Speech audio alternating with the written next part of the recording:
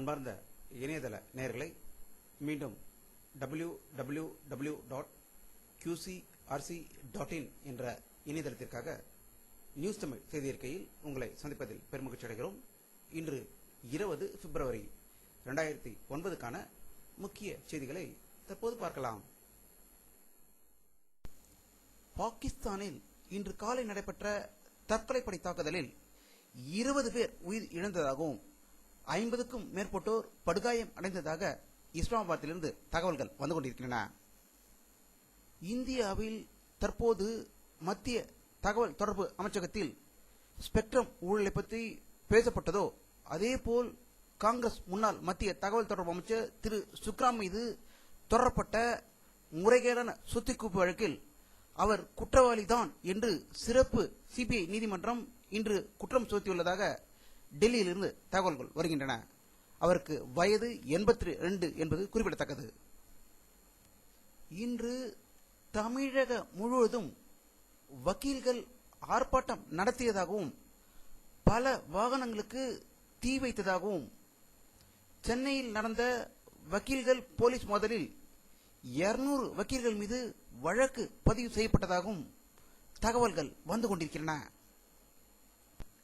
சென்னை உயர்நீதிமன்றத்தில் நேற்று நடைபெற்ற வன்முறை குறித்து விவாதிக்க சட்டப்பேரவைத் தலைவர் அனுமதி மறுத்ததை அடுத்து அவையில் கூச்சல் குழப்பம் நிலவியதும் இதையடுத்து அதிமுக, மதிமுக, கம்யூனிஸ்டுகள் உள்ளிட்ட அனைத்து எதிர்க்கட்சி உறுப்பினர்களும் வெளியேற்ற அவை தலைவர் உத்தரவிட்டுள்ளதாகவும் இதை கண்டித்து பாமக உறுப்பினர்கள் முதல்வர் குறைதீர்ப்பு அலுவலகம் அருகே மௌன போராட்டத்தில் ஈடுபட்டதாகவும் இதற்கிடையில் சட்ட அமைச்சர் திரு துரைமுருகன் அவர்கள் உயர்நீதிமன்ற சம்பவத்திற்கு சிபிஐ விசாரணை நடத்தப்படும் என்று கூறியதாக தகவல்கள் வெளியாகிக் கொண்டிருக்கின்றன.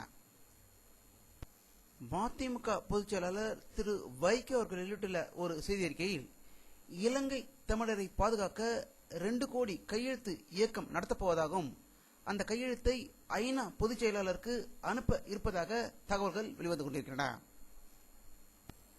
ஈழ நாட்டில் வசிக்கும் ஈழ தமிழர்களை கொன்று குவித்து வரும் சிங்கள அரசை கண்டித்தும் அங்கு போரை நிறுத்துவதற்கு ஐக்கிய நாடுகள் சபை அமெரிக்காவும் தலையிட வலியுறுத்தியும் தேசிய முற்போக்கு திராவிட கழக கட்சியின் தலைவரும் நடிகருமான திரு விஜயகாந்த் அவர்கள் தலைமையில் சென்னையில் வெள்ளிக்கிழமை இன்று அக்கட்சியின் சார்பில் தீவு திடலிலிருந்து சேப்பாக்கம் அரசு விருந்தினர் மாளிகை வரை பேரணி நடைபெற்றது என்றும் அதன் பிறகு அமெரிக்க தூதரகத்தில் மனு அளிக்கப்பட்டதாக செய்திகள் வந்து கொண்டிருக்கின்றன.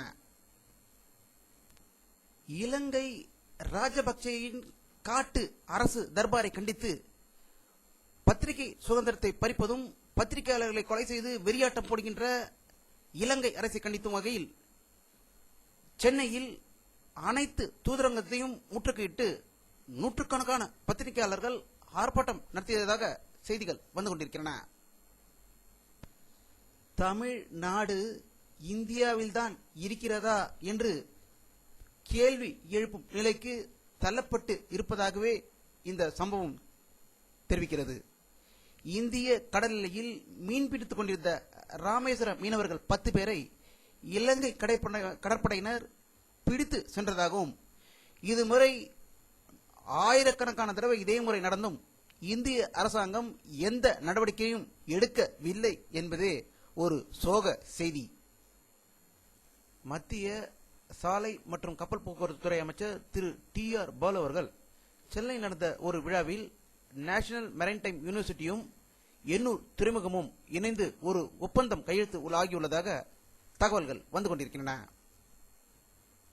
இந்திய பல்கலைக்கழக மானிய குழு UGC வெளியிட்டுள்ள ஒரு அறிக்கையில் இந்தியாவில் 22 போலி பல்கலைக்கழகங்கள் இயங்கி வருவதாகவும் இதில் தமிழ்நாட்டில் TTPP சமஸ்கிருத பல்கலைக்கழகம் திருச்சி, டெல்லி வாரணாசி சமஸ்கிருத வித்யாபலன் என்ற பல்கலைக்கழகம் போன்ற போலி பல்கலைக்கழகங்கள் இயங்கி வருவதாகவும் இந்த சமஸ்கிருத போலி பல்கலைக்கழகங்களை ஆடு மாடு மேய்த்துக் கொண்டு வந்த ஆரிய பார்ப்பன குடித்தாங்கிகள் இயங்கி வருவதாக தகவல்கள் வெளிவந்து கொண்டிருக்கின்றன.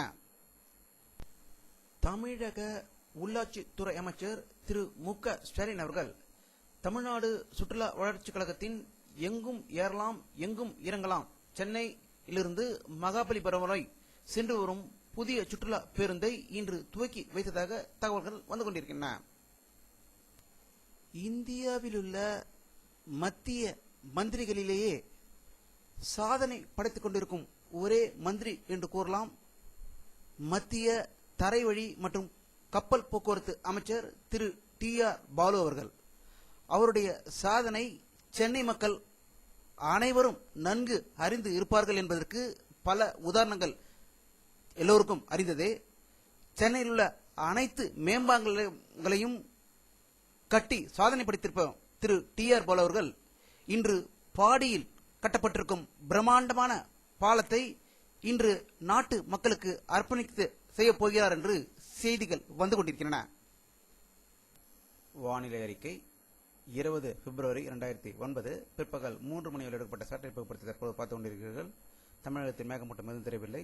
ஆனால் பகல் வேளையில் நல்ல வெயில் காணப்படுவதாக தகவல்கள் வந்து கொண்டிருக்கின்றன.